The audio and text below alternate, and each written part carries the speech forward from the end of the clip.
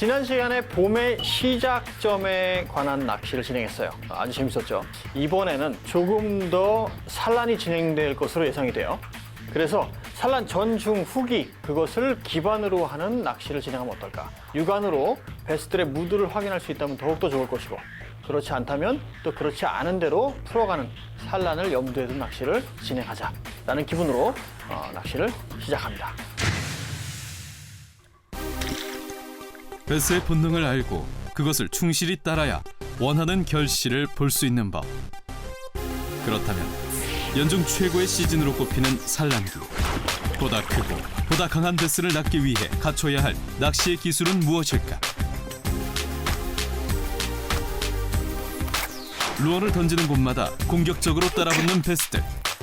사이즈는 물론 손맛도 기대 이상인데. 오케이, 나이스. 오케이, 나이스. 오, 사이즈 좋다. 와. 오케이. 베스의 공격을 그대로 바이트로 연결. 마리수 조과를 올리는 양형군의 전략은 산란 전, 중, 후기 낚시의 모든 것. 이글 아이. 오케이.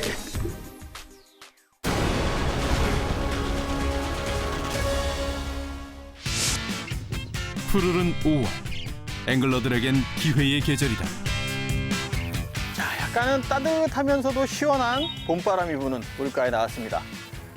이 들판에 이렇게 작은 야생화들도 많이 피어 있고요.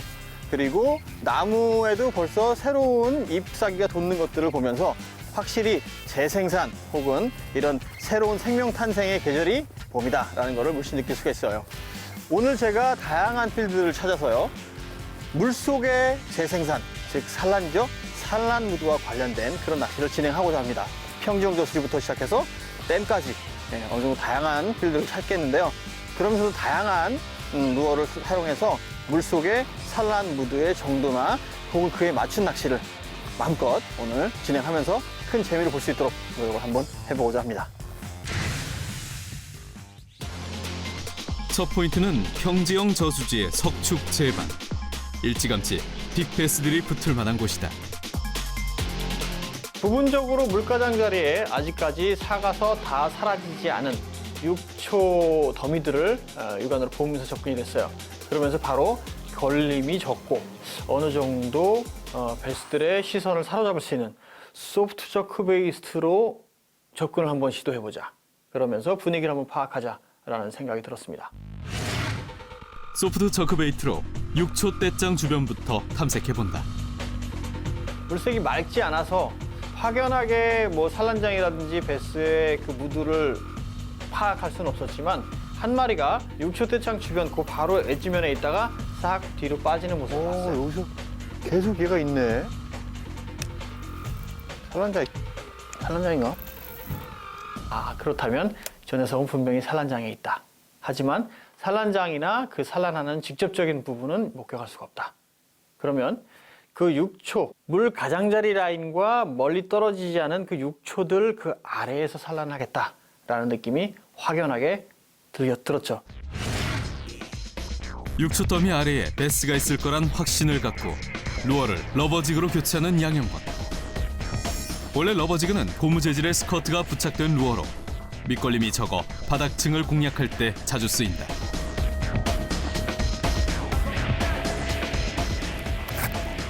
역시나 양형군의 예상이 적중한 걸까?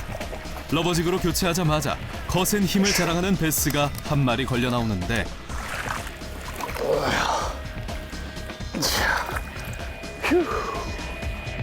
6초 더미를 뚫고 나온 첫 번째 베스다.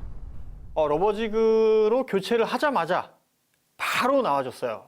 순식간에 결과를 보다 보니까 잘 맞았다, 잘 찾았다라는 느낌이 들었습니다. 최고와 기장 모두, 최고와 이 최장이 모두 훌륭한 녀석을 만났습니다. 첫 단추를 잘 꿰는 느낌. 헤비 커버 포인트에선 역시 러버지그다. 키 패턴을 찾았으니 마리수 조과는 시간 문제.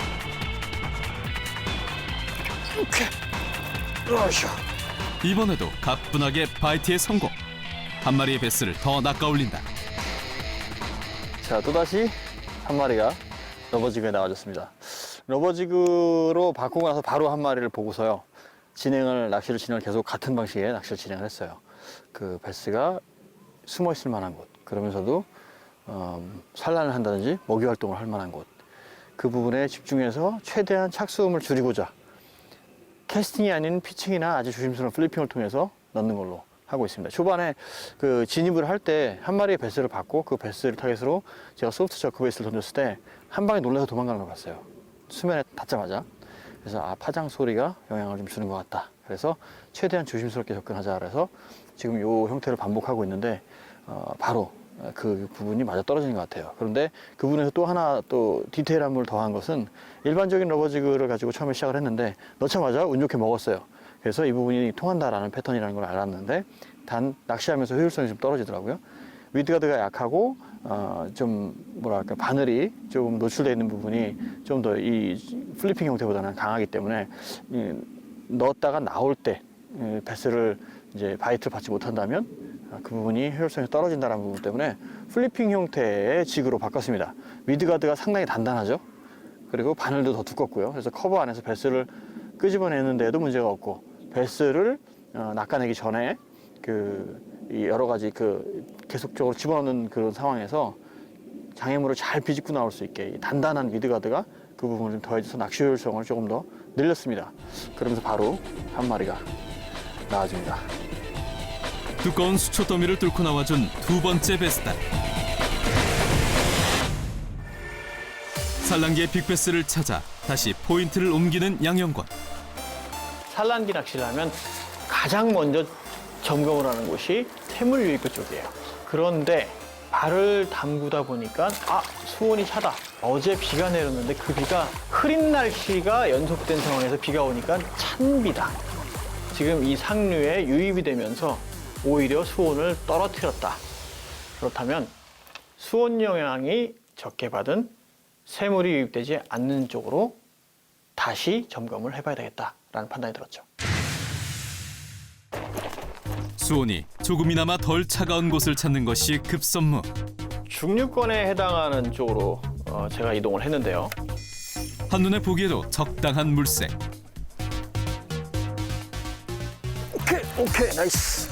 아니나 다를까 수초 브러쉬를 중심으로 몇 번의 캐스팅을 한 끝에 바이트에 성공한다. 자, 사이즈가 크진 않지만 그래도 바로 확인을 하네요. 자, 여기 밑에 베지노미 쪽이 살짝 이렇게 빨갛게 상처가 좀 났죠? 산란장을 이제 막 트기 시작한 녀석 같아요.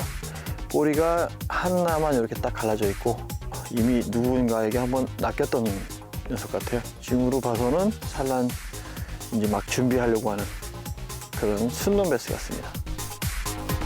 알짜리를 찾고 있던 베스임이 틀림없다.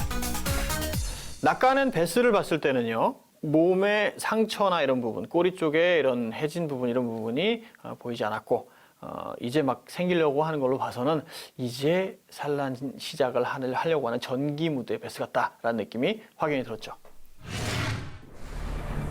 포인트를 옮기는 중에 물가에서 검은 그림자를 발견한 양영권. 처음엔 베스일까 아닐까 궁금했어요.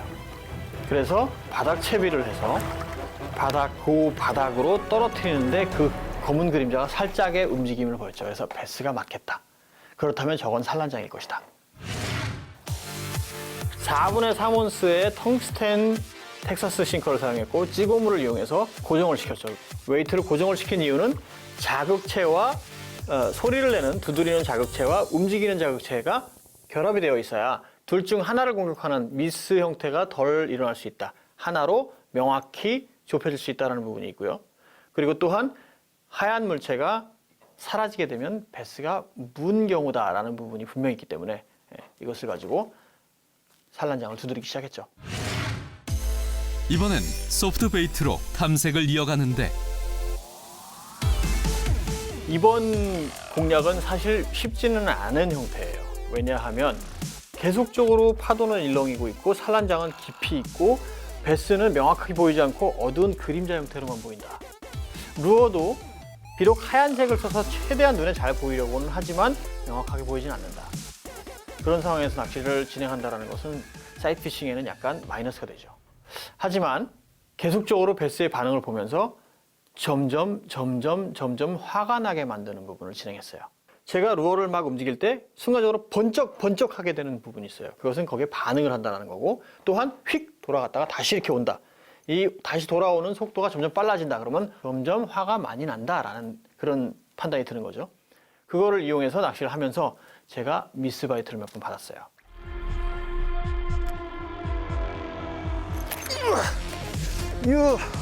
손에 느낌이 딱 오면 이미 벌써 났죠. 왜냐하면 먹으려고 하는 것이 아니기 때문에. 뭔가를 쫓고 위협하려는 것이기 때문에. 그러다가 정말 화가 나면 꽉 물고 있고 무는 시간도 점점 길어지죠. 그렇지만 그 전 과정에서는 제가 미스도 몇 번 겪었어요. 하지만 그것을 차분하게 인내심을 갖고 이어간다면 분명히 손에 쥘 수 있을 것이다 라는 그러한 확신은 놓지 않았죠. 반응하고 있어요. 파도 탓에 눈으로 보면서 하는 낚시가 어려운 상황. 오케이, 나이스. 허나 수컷과 함께 산란을 준비하고 있던 베스를 수차례 공략. 화나게 만드는 전략이 적중했다. 생각보다 산란장이 깊게 있었어요. 제가 볼 때는 비로 인해서 물이 좀 불었는데 원래는 산란한 곳이 조금 더 얕았다가 물이 불면서 깊어진 것 같아요. 그래서 산란장을 명확히 볼 수는 없지만 검스름한 베스의 모습을 봤어요. 그게 베스일지 돌무더기일지 몰랐는데 유심히 보고 제가 루어를 던지면서 반응을 보니까 움직임이 있더라고요. 그래서 저거는 물고기다. 그래서 베스라는 확신과 함께 접근을 이어갔는데요. 주변에서 요거보다 작은 녀석 한 마리가 왔다 갔다 하는 걸 봤어요. 아무래도 이게 암놈이고 그 녀석이 순놈이지 않을까라는 생각을 해봅니다. 지금 아직 꼬리가 뭐 전혀 해지거나 이런 부분은 아직 없어요. 아무래도 저 순놈이 일을 다 하는 것 같아요. 이거는 암놈인 것 같습니다. 요거보다 좀 작은 한 40cm 가량의 순놈을 받고 요것은 거진 한 40 한 후반 나오겠는데요. 그래도 상당히 훌륭한 녀석입니다. 산란을 준비 중인 베스. 씨알도 준수하다. 산란을 이미 끝낸 후 쉬고 있는 베스들은 없을까? 오, 베스 봐. 여기 산란장을 했나 봐요. 작은 녀석인데. 어디 가진 않네? 야, 그럼 이거 물어라. 어디 빠지질 않네, 멀리. 지금 이 개체는 산란 후기에 해당된다라는 부분이 있어요. 산란 중기는 알을 이미 쏟는 단계고, 알을 쏟고 암컷은 산후조리를 하러 쉬러 떠나죠.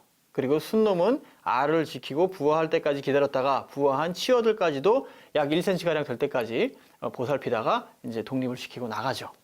그런데 암놈은 이미 후기의 무드를 가지러 나갔고 순놈은 돌보기 시작하는 후기에 이제 막 시작한 단계다.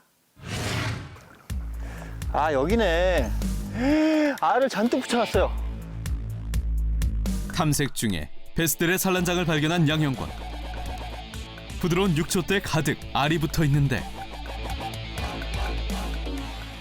낳은 지 며칠 안 된, 이제 막 낳은 지 몇 시간 안 된 것 같으네요. 산란을 마친 암컷 베스는 그 자리를 떠나더라도 수컷 베스가 남아 알을 지키기 마련. 분명 산란장 가까운 곳에 베스가 있을 거라 확신하며 탐색을 이어간다.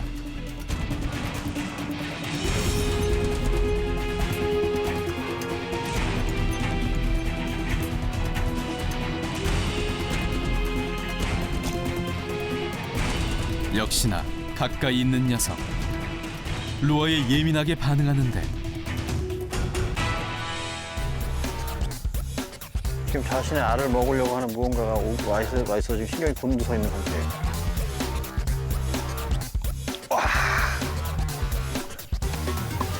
입을 뻐끔하면서 입에 넣었다가 순간 빠졌어요.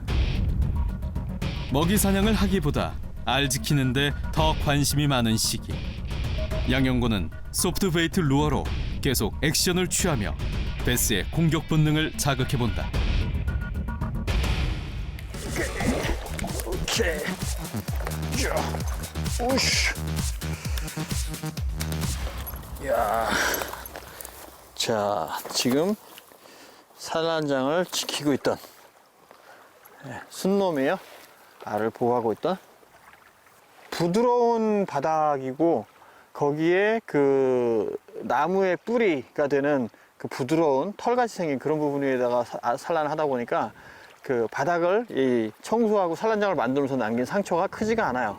거의 뭐 조금만 이렇게 돼 있고, 이 마찰이 많은 돌바닥이나 이런 데다가 산란을 하는 경우에는 상당히 심하게 헐게 돼요.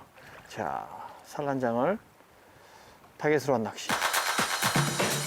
소프트 베이트로 낚은 산란 후기 베스다. 오늘 요 베스를 낚은 이후로는 이것을 향상하면서 이것에 대한 낚시를 하면 되겠다. 산란 전기, 중기, 후기를 다 염두에 둔 낚시를 보지 않고도 이제는 할 수 있겠다. 키 패턴이랄까요? 이런 것들을 전해줄 수 있는 힌트를 얻었다라는 아주 값진 생각이 듭니다. 산란기 베스의 습성을 파악한 후 탐색을 이어가는 양형권. 오케이, 나이스. 오, 사이즈 좋다. 오, 사이즈 좋다. 와, 사이즈 좋다. 낚았다 하면 앙칼진 손맛은 덤.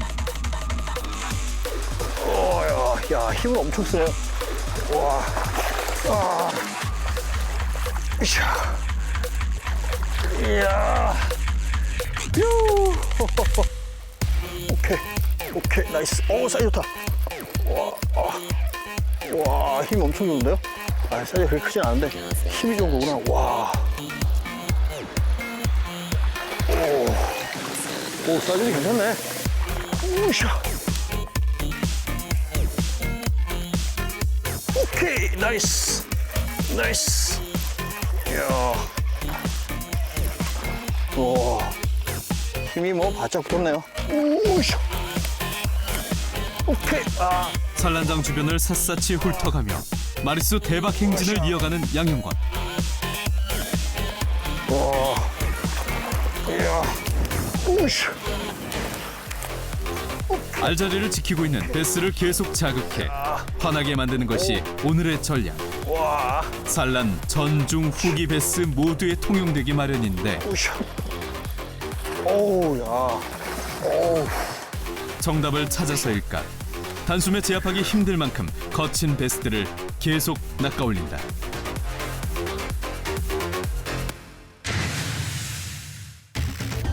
늦은 오후 포인트를 다시 옮기는 양형권.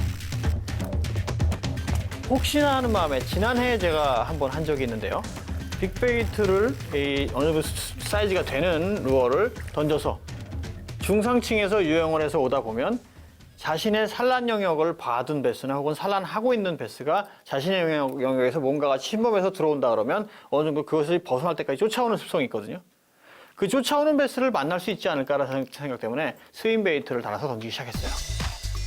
이번엔 스윙 베이트로 중상층권을 공략해볼 참인데 오호, 또 쫓아다. 저기 산란장이 있나 본데요. 제가 스윙 베이트를 던지면서 낚시를 진행하는데 검은 그림자가 제 스윙 베이트 뒤를 확 쫓아왔다가 어느 정도 거리가 벗어나니까 다시 돌아갔어요. 저것은 산란장 있다. 내가 예상했던 그 베스가 맞다. 산란을 하려고 하는 에어리어를 잡은 베스이거나 혹은 산란 중인 베스가 맞는 것 같다라는 판단이 들었죠. 명확한 곳을 좀 더 자극적으로 긁어야 된다는 부분 때문에 소프트 베이트를 다시 채비하고 그 부분의 공략을 집중적으로 이어가게 됐죠. 산란장이라는 확신이 드는 곳에 소프트 베이트를 던져 집중적으로 공략해 나가는 양형권. 이 뻐끔했어요. 아니나 다를까 베스가 반응을 보이는데 잠겼어, 이제 잠겼어. 저기를 저거 보고 잠겼다라고 표현해요. 오케이, 아우, 받았다. 다시. 명확히 보이지 않기 때문에 베스가 번쩍 한다든지 혹은 탁 하는 느낌이 든다면 제가 바로 훅셋을 이어가야 했어요. 그런데 그 과정에서 베스가 걸렸지만 아주 설걸림 때문에 빠지는 일이 2번이나 일어났죠. 오케이, 아우, 또 빠졌어. 야, 이 정도면 산란장을 벗어날 수도 있을 텐데 놀라서 공포심 때문에. 하지만 지금 만약에 산란을 한 상태, 알을 쏟아놓은 상태라면 그러면 그 보호 본능은 보통이 아니겠다라는 생각 때문에 인내심을 갖고 자극을 이어가면 물고 나오지 않을까. 완전히 잠겼어요. 오케이. 우와. 우와. 이야. 예스.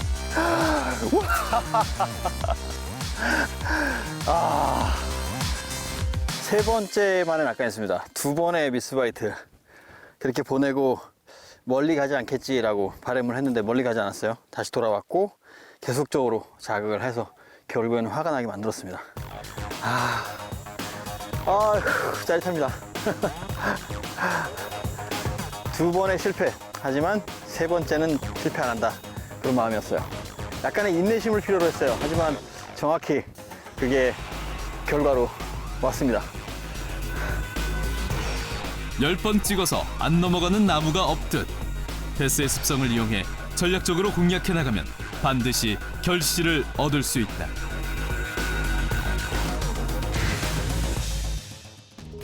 자, 오늘의 여정을 기획하면서요.